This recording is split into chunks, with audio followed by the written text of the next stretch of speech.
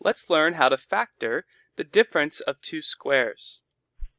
The difference of two squares means we have a term squared minus another term squared. This is a binomial.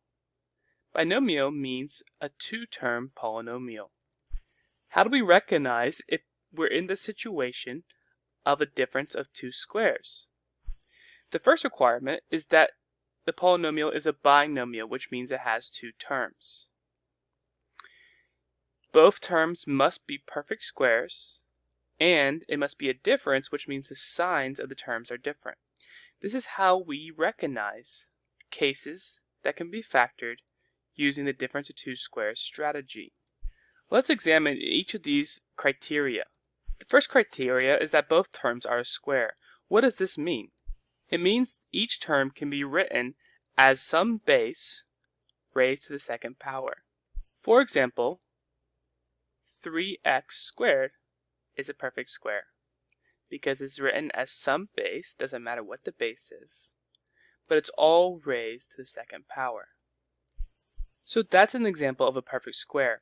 What's not an example? This is not an example of a perfect square.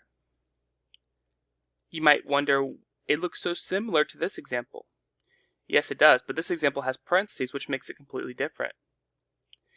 This example is not a square because it's not written as a base raised to the power 2. It's written as the number 3 multiplied by a perfect square. Because 3 is not included in the square, this is not a perfect square. Now, if 3 was a perfect square itself, then we can rewrite it as the entire term as a perfect square. But 3 is not a perfect square. Here's another example of a perfect square. Now, this doesn't have parentheses like this one did. But x is a perfect square because it's being raised to the second power. And we know that 9 can be written as 3 squared. Because 9 is a perfect square, and because x squared is a perfect square, together we can rewrite the entire term as a base 3x raised to the power 2. Thus, this is a perfect square. Here's another example of a term that's not a perfect square. There is parentheses, so the base is the entire 3x. However, the power that it's raised to is 3, not squared.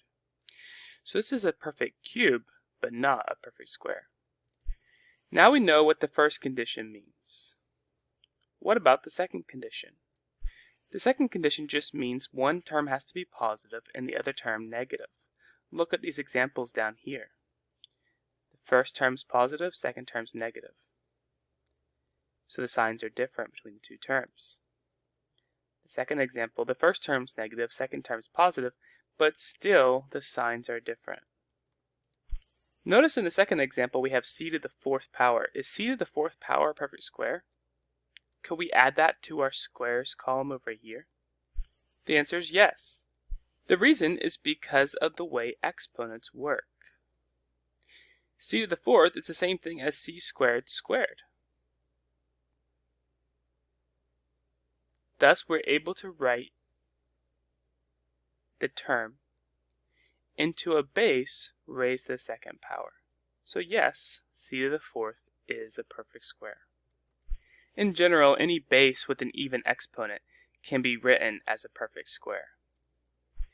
Now that we know what the difference of two squares is, let's learn how to factor the difference of two squares. To factor the difference of two squares, we can simply use this factoring formula. This formula tells us that if we have this, we can rewrite it as this, which is the factored form. Here's the steps. As always, we should check for GCF first, then determine the values of a and b, and plug into the formula. Let's look at an example. In this example, we're asked to factor a polynomial. Whenever you're asked to factor a polynomial, you should think through the factoring flowchart. We start the flowchart here, factor out the GCF. So let's start with that. But in this case, the GCF is 1, so there's nothing for us to factor out, and we can proceed. Next, we determine the number of terms our polynomial has. This polynomial has two terms, thus it's a binomial. So we go this direction on our factoring flowchart. If your polynomial is a binomial, you need to check, is it a difference of two squares or a difference or sum of two cubes? If it's neither, there's nothing else we can do to factor. Here's our options. Let's determine which one of these our binomial fits into. In order to be the difference of two squares, the signs of the terms will have to be different. That is, one term will have to be positive and the other term must be negative. Is that true for us? Yes. The first term's positive, second term's negative. Okay, so the difference part is satisfied. Now, is each term a square? Yes, because we can write each term as a base raised to the second power. Thus, we have determined our binomial fits into this. It's a difference of two squares. Once we are able to determine that, we can put our strategy into practice. We already checked for the GCF, so next we must identify the values of a and b. A and b are the base of the exponential expression, not the squared term. Thus, a equals x in this example and b equals 3. A is not x squared, b is not 9. A and b are the base, not the squared. You can think of it as the square root of the square. Once you've identified the values of a and b, it's really easy to find the factorization. We know it factors into this, but we must replace a and b with the values for this particular example. A is x and b equals 3. Plug those values into the formula and we're done. That's the factorization. We have our answer. As always, we should check our answer by multiplying, which gives us this. We notice the middle terms cancel, so the product simplifies to x squared minus 9. Does that equal the original polynomial? Yes. So our answer is correct. Let's do another example. First, we must check for GCF. But GCF is 1, so we can proceed. This is a binomial. Thus, we must determine which one of these our binomial fits into. It's the difference of two squares. It's a difference because one term is positive and the other negative.